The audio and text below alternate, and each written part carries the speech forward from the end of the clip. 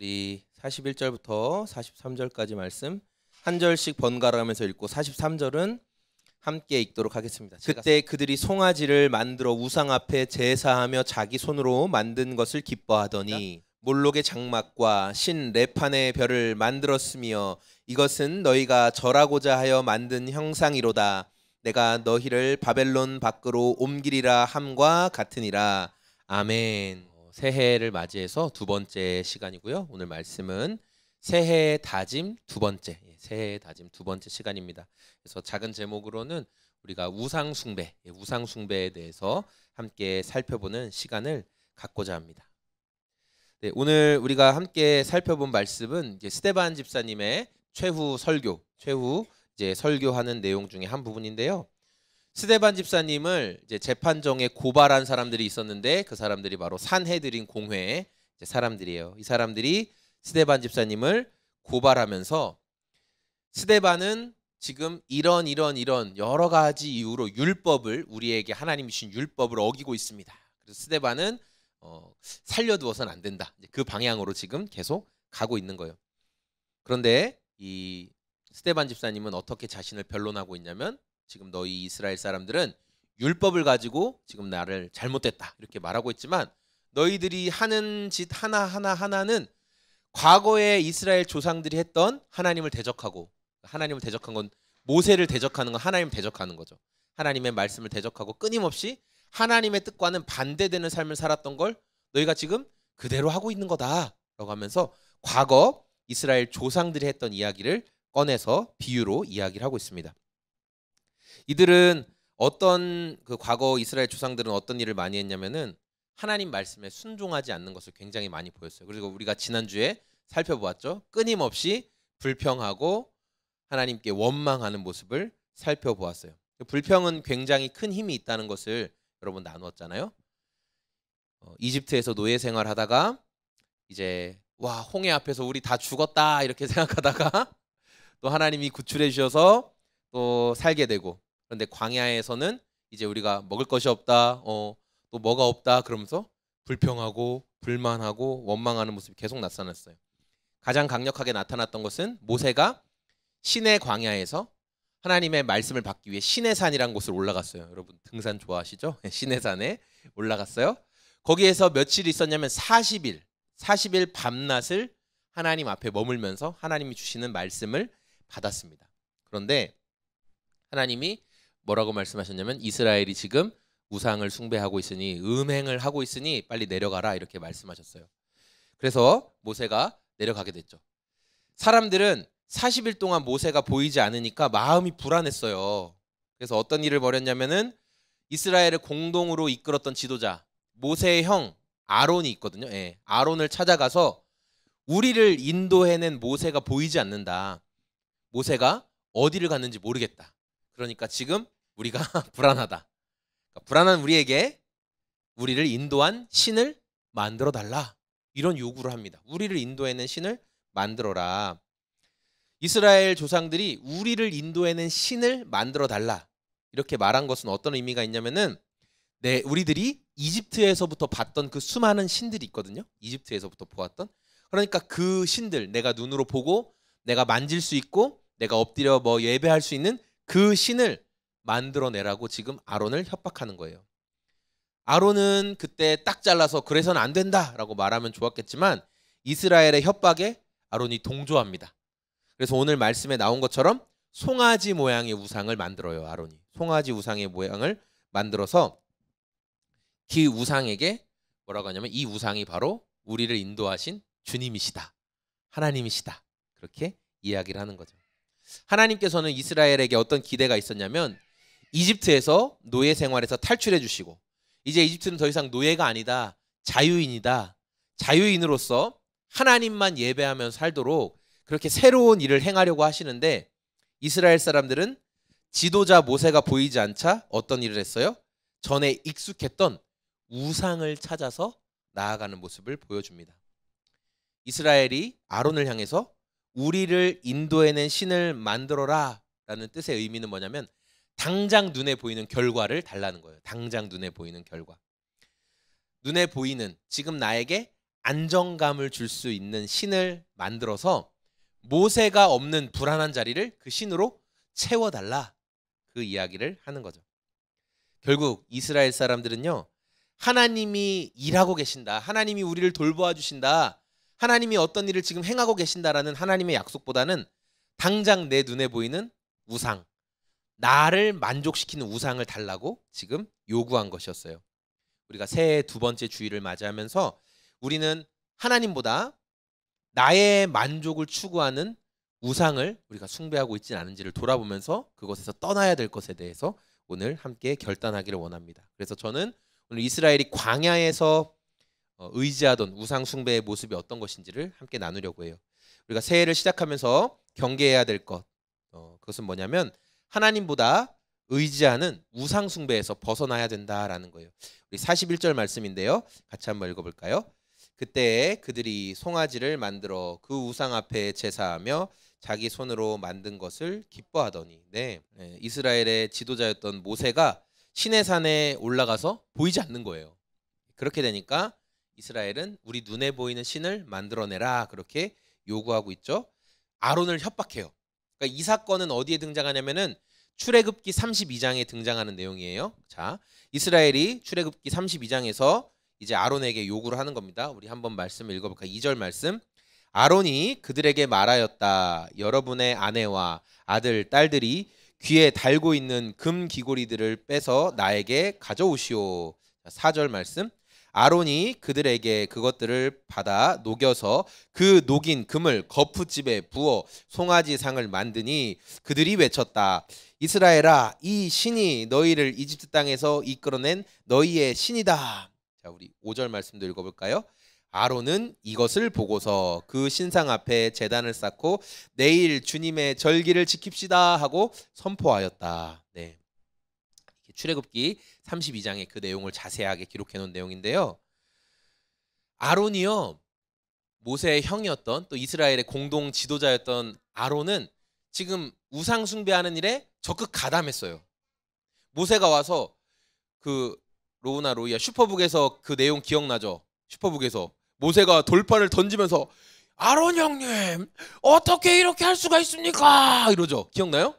아론 형님, 좀 우리가 생각하는 모세 목소리는 아니지만 어쨌든 각자가 생각하는 아론 형님 어떻게 이렇게 우상을 숭배할 수 있습니까? 그렇게 얘기하니까 아론이 그때 뭐라고 했냐면 이스라엘 사람들이 금을 가져와서 이걸 불에 던졌더니 송아지 형상이 그냥 나왔습니다. 이런 식으로 변명을 해요. 근데 성경은 솔직히 뭐라고 있어요? 거푸집, 그렇게 금속을 만드는 틀을 다 만들어 놓고 거기에 부어서 적극적으로 만들었다는 거예요. 적극적으로 우상을 만들었다는 거예요. 금붙이 가져와라, 거푸집 만들어라, 자 금 녹여라, 거기에 부어라. 아주 적극적으로 그 일을 시킨 거예요. 아론이 적극적으로. 그리고 더 무서운 말은 뭐예요? 더 무서운 말, 우리가 5절 말씀에 나오는 것처럼 이스라엘 사람들은 이 신이 우리를 이집트 땅에서 인도해낸 신이다. 이스라엘 사람들은 그렇게 말할 수 있어요. 이 신이 우리를 인도해낸 신이야. 4절에 그렇게 말할 수 있지만 거기에서 아론은 이 신이 우리를 인도한 신은 아니야. 사실 이렇게 말을 해야 돼요. 근데 아론이 뭐라고 동조했냐면 내일은 주님의 날이니까 이 신을 가지고 우리가 예배를 하자. 이 신이 우리의 주님이다라고 아론이 선포해 버리는 거예요. 이게 우리의 신이야 라고 선포를 해버리는 거죠. 이 신, 그러니까 지금 이스라엘 사람들이 봤던 그 송아지 신은 이집트에서 숭배하던 아피스와 무네비스라는 우상이에요. 로우나 여기 한번 보세요. 예. 여기 나오는 것처럼 여기 아피스와 무네비스라는 우상인데요. 이 이집트에서는 이 살아있는 소를 우상으로 숭배했거든요. 근데 이 그 신들은 그 공예, 어떤 뭐 만드는 그런 공예와 기술의 신으로 여겨졌어요. 그래서 아피스와 이 무네비스 신의 축제일이 되면 사람들이 일주일 동안 먹고 마시면서 춤추고 놀고 막 그렇게 하는, 그리고 그 신이라고 여겨지는 살아있는 소는 이 왕궁에서 살았거든요, 이 소가. 그래서 이 신이라고 여겨지는 소가 거리에서 행진을 하면 사람들이 거기에 절하고 음식도 바치고 하는 일이 벌어졌어요. 이 아피스와 무네비스라는 신인데, 여러분 이것도 다 사람이 만든 거죠. 저 소도 다 사람이 만든 거예요. 질문해 보고 싶어요. 사람이 손으로 이렇게 만든 게 신이 될 수 있나요? 사람이 손으로 만든 게 신이 될 수 있을까요? 안 되죠. 와, 로아도 알고 있어요. 로아도 알아요. 로아도 알아요. 내가 만든 게 어떻게 신이 될 수가 있어. 그건 내가 사용하는 도구지 신은 아니잖아요. 그런데 이스라엘 사람들은요, 조금의 의심도 없이 저게 아피스와 무네비스 같은 저 황소 모양의 신이 우리를 인도한 신이야 라고 철석같이 믿었다는 거예요. 왜 그럴까요? 이집트에서 400년간이나 그 영향을 받았기 때문이에요. 이집트에는 엄청나게 많은 신들이 있거든요. 이집트의 탄생 설화 자체가 그 신들 사이에서 일어난 탄생이에요. 그러다 보니까 430년간 우리의 아버지의 아버지의 아버지 때부터, 우리의 어머니의 어머니의 어머니 때부터 이집트에서 일어나는 모든 신들의 우상 이야기를 매번 들었기 때문에 거기에 익숙하죠. 그러니까 저 신이 우리의 신이다라고 말할 때 아무도 이상하게 생각하지 않았어요. 맞아, 저 신이 바로 우리의 신이야. 다들 그렇게 생각했다는 거예요. 그래서 여러분, 이 말씀을 보면서 하나님께서 우리를 새로운 땅으로 인도하시려고, 하나님만 섬기는 땅으로 인도하시려고 이끌어 가실 때도 우리에게 익숙한 게 너무 많아서, 우리가 우상 숭배에 쉽게 빠질 수 있다는 것을 생각해 봐야 된다는 거예요. 그리고 이스라엘의 모습을 보면서 이런 생각을 할 수도 있을 것 같아요. 아니, 광야, 이제 이집트에서 탈출한 지 얼마 안 됐으니까, 그래서 아직 우리가 물이 덜 빠졌다고 하죠. 아직 물이 덜 빠져서 그런 거 아닙니까? 그 과거에 이집트 생활에 물이 덜 빠져서 이렇게 쉽게 우상 숭배하는 것 아닙니까? 라고 여러분 생각할 수 있는데, 우리 42절과 43절 말씀이죠. 42절 먼저 읽어볼게요. 하나님이 외면하사 그들을 그 하늘의 군대 섬기는 일에 버려두셨으니 이는 선지자의 책에 기록된 바 이스라엘을 집이여 너희가 광야에서 40년간 희생과 제물을 내게 드린 일이 있었느냐. 자, 43절 말씀도 보겠습니다. 몰록의 장막과 신 레판의 별을 만들었으며 이것은 너희가 절하고자 하여 만든 형상이로다. 내가 너희를 바벨론 밖으로 옮기리라 함과 같으니라. 아멘. 하나님이 탄식하듯이 하시는 말씀이 뭐냐면은, 너희가 광야에서는 송아지 우상을, 이집트 때 광야에서는 송아지 우상을 섬겼는데, 그런데 거기에서 끝난 게 아니라는 거예요. 이스라엘이 나라로서의 면모를 갖추고 왕도 세워지고 그리고 정말 가나안 땅을 정복해서 큰 나라가 되었을 때도 이스라엘은 계속 우상 숭배를 했다는 거예요. 그래서 42절 말씀을 우리가 하늘의 군대 섬기는 일에 이런 식으로 보면 좀 이게 이해가 잘 안 되거든요. 그래서 우리가 이걸 42절을 새 번역 버전으로 한번 읽어볼게요. 그래서 하나님께서는 그들에게서 얼굴을 돌리시고 그들을 내버려 두셔서 하늘의 별들을 섬기게 할 때, 하늘의 군대를 섬겼다는 말은 우리는 잘못 생각하면 하나님의 군대 뭐 이런 걸 생각할 수 있는데, 그게 아니라 하늘에 떠 있는 수많은 달과 별과 이런 군상들, 그것들을 섬겼다는 거예요. 그러니까 이스라엘이 잠깐 동안 광야에서 이집트에 물이 덜 빠져서 우상 숭배한 게 아니라 그들은 그냥 끊임없이 우상 숭배를 계속했다는 거예요. 뭐 몰렉이라는 우상이 있어요. 이 몰록 우상 우리가 과거에 살펴봤는데 어떤 건 줄 아세요? 송아지 모양의 청동 모양이에요. 손을 이렇게 내밀고 있어요. 예. 그리고 몰렉 우상 뒤편에서는 뜨겁게 불을 달궈요. 엄청나게 뜨겁게 불을 달궈요. 그 뒤편에 구멍을 뚫어놓고 화덕에 나무 넣듯이. 그리고 그 뜨겁게 달궈지면 몰렉 우상이 빨갛게 변하겠죠. 그럼 그 빨갛게 돼 있는 그 몰렉 우상 손 위에 무엇을 올려놓은 줄 아세요? 기억나요? 금을 올리면 차라리 낫거든. 어린 아기를 올려요. 그 손 위에 어린 아이를 올려놓고 뜨겁게 불을 태우는 거예요. 그럼 그 어린 아이 어떻게 될까요? 다 타버리겠죠. 그때 아기가 우는 소리가 들리니까 어떻게 해요? 북을 쳐요. 둥둥둥둥둥둥. 왜냐면 그 울음소리 안 듣게 하려고 엄청나게 불을 치고 아이가 그 손바닥 위에서 타 죽는데도 불을 태워요. 몰렉 우상은 사람을 제물로 바치는 우상이었어요. 또 레판의 별이라는 별도 있어요. 이거는 이집트에서 시작된 별인데 말 그대로 그냥 별 우상이에요. 별 같은 우상들. 하늘에 떠 있는 해, 달, 별, 수많은 우상들을 만들어 놓고 이게 우리를 인도할 신이야. 이 신이 우리를 인도해 줄 거야 라면서 이스라엘이 끊임없이 제사를 드렸다라는 거예요. 그뿐만 아니라 나라가 바벨론에 의해서 망했어요. 예, 뭐 아수르와 바벨론에 의해서 남쪽과 북쪽이 다 망했어요. 그렇게 망하고 포로로 끌려가기 직전까지 이스라엘은 끊임없이 우상 숭배를 했다는 거예요. 광야에서, 이집트에서 나온 지 얼마 안 됐을 때 우상 숭배 아니라 계속 끊임없이 우상 숭배를 했다는 거예요. 네. 그런데 여러분, 그 결과가 어땠어요? 어린아이를 제물로 바치는 몰록 신에게 예배를 드리고 레판의 별이라는 그 별도 우상에게 예배를 드리고 해, 달, 별 다양한 우상에게 계속 예배를 드렸지만 그 우상들이 이스라엘을 구원해 줬어요? 적들의 손에부터 막아줬어요? 아니요. 이스라엘 망했어요. 말 그대로. 바벨론과 아수르라는 나라에 의해서 완전히 처참하게 망하고 다 포로로 끌려가고 나라가 없어졌어요. 하나님께서는요. 오히려 바벨론이라는 나라를 들어서 사용하셔서 우상 숭배하는 이스라엘을 망하게 하셨다고요. 정신 차리라고. 망하게 하셨어요. 오늘 말씀을 정리할 건데 이스라엘이 이집트에서 탈출하면서 광야를 지나는 동안 하나님 대적하고 수많은 우상을 숭배했어요. 특별히 이집트에서 늘 보던 그 송아지 우상을 만들어 놓고 이 우상이 우리를 인도해낸 하나님이야 그렇게 예배하기 시작했어요.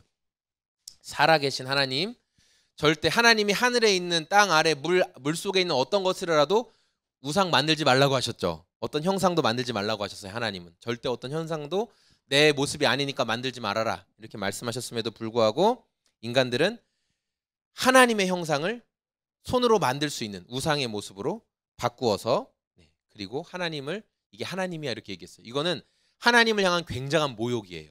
하나님을 향한 굉장한 모욕이에요. 이스라엘이 광야에서만 잠깐 우상 숭배한 거 아닙니다.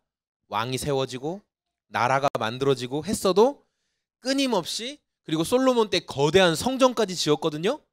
그때도 낮에는 성전에서 예배드리고 밤 되면 어디로 가요? 곳곳에 숲속으로도 들어가고 동굴 속으로도 들어가고 거기에서 우리의 신이시여 우리를 잘되게 해주세요.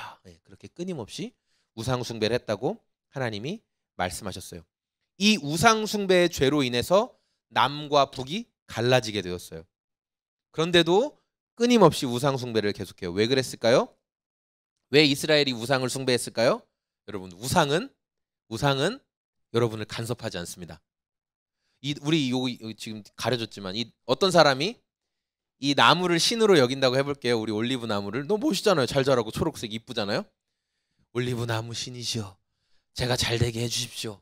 우리 또 로아처럼 난로의 신이시여 제가 항상 따뜻하고 잘되게 해주십시오. 이렇게 했어요? 올리브 나무나 난로가 여러분의 삶에 아무런 간섭을 할 수가 없어요. 어떠한 것도 여러분 알게 해주지 않고 간섭해주지 않습니다. 우상은 여러분의 삶을 바꿀 수 있는 힘이나 능력이 전혀 없어요. 다만 우리는 우상 숭배하면서 내가 원하는 거, 내가 필요한 거, 저 난로에게도 그런 거죠. 나를 따뜻하게 해줘라. 나무의 신에게는 열매를 많이 맺어서 내가 많은 것을 얻게 해주라. 그렇게 하기 위해서 우상을 숭배한다는 거예요. 여러분 만약에 우상이 큰 힘이 있었다면 우상이 정말 힘이 있었다면요. 이스라엘이 모세가 하나님께서 지금 이스라엘이 음행을 행하고 있다. 빨리 내려가라. 산 아래로 내려가라. 그렇게 말했을 때 모세가 내려왔거든요.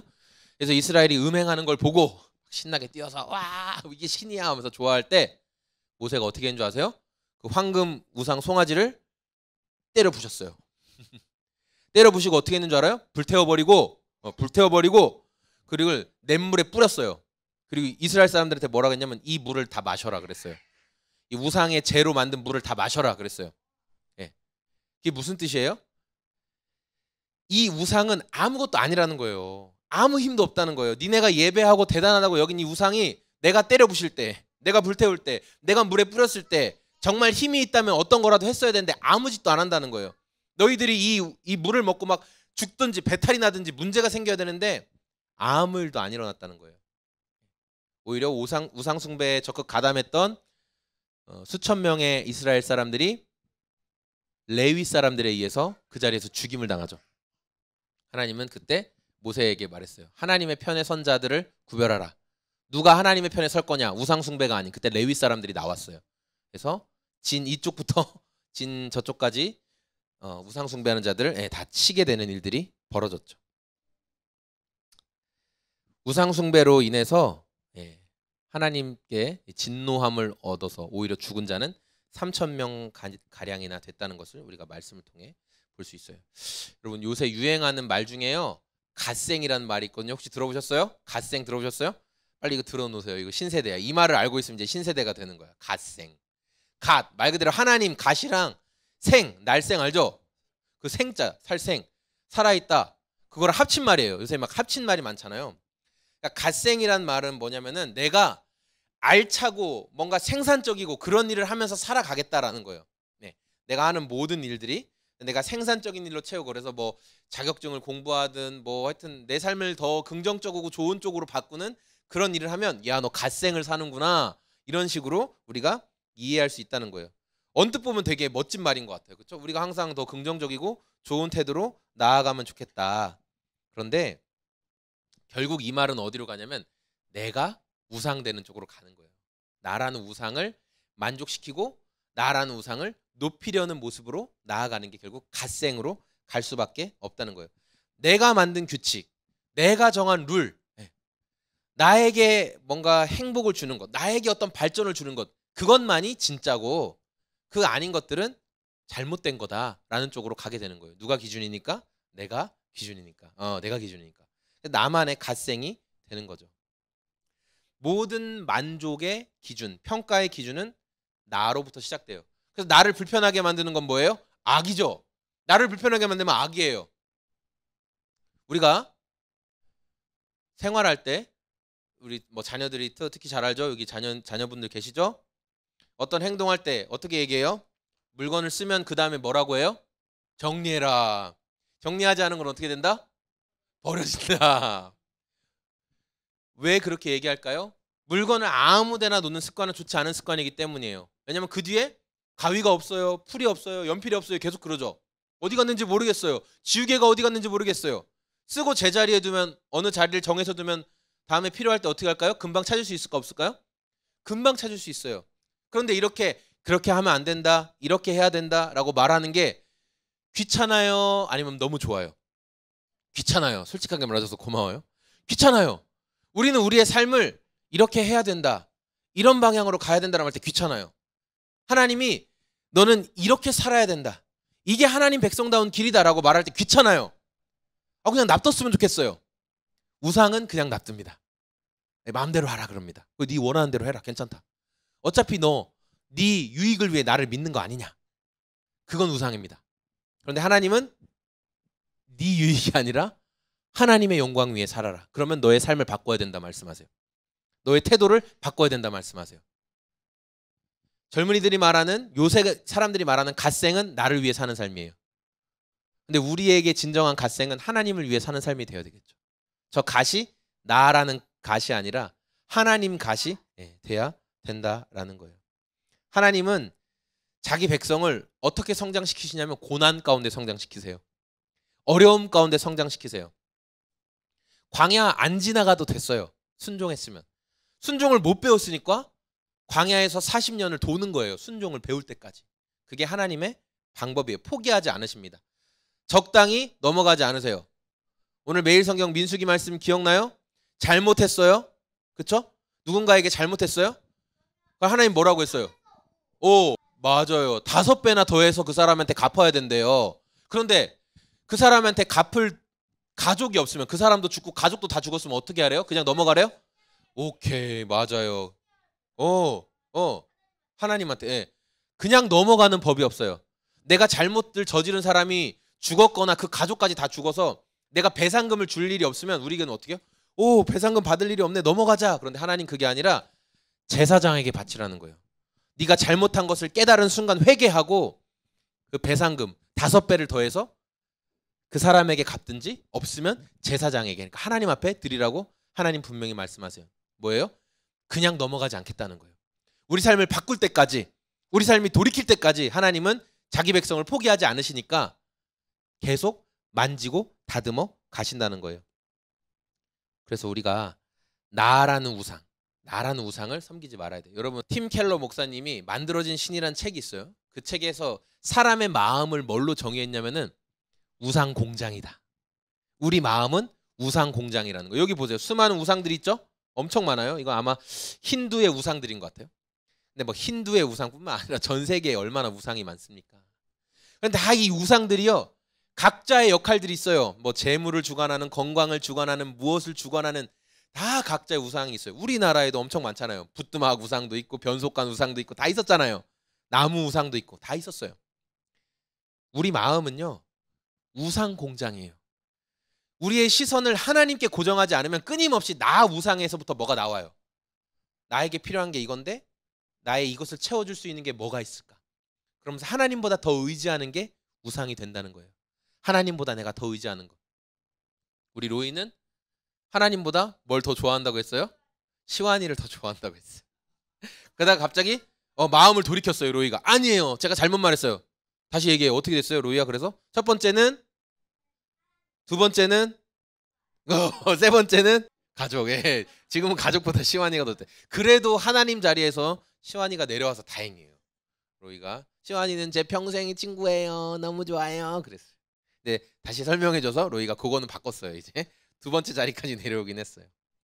우리가 끊임없이 우리 마음이 우상 공장이 될 수 있다는 거 우리가 항상 경계했으면 좋겠어요. 하나님은 자녀의 마음, 당신의 자녀의 마음을 우상 공장으로 절대 두지 않으세요. 우리의 시선을 하나님께 고정하고 향할 때 우리가 이 우상 공장인 마음에서 벗어날 수 있어요. 2023년도를 우리가 살아가면서 두 번째 결단하는 것, 우리 마음이 우상 공장이라는 것을 인정하고 하나님을 향해 둘 수 있도록, 그래서 나라는 우상 숭배를 넘어서 하나님께 영광 돌리는 삶이 다 되기를 소망하며 오늘 말씀 마치겠습니다.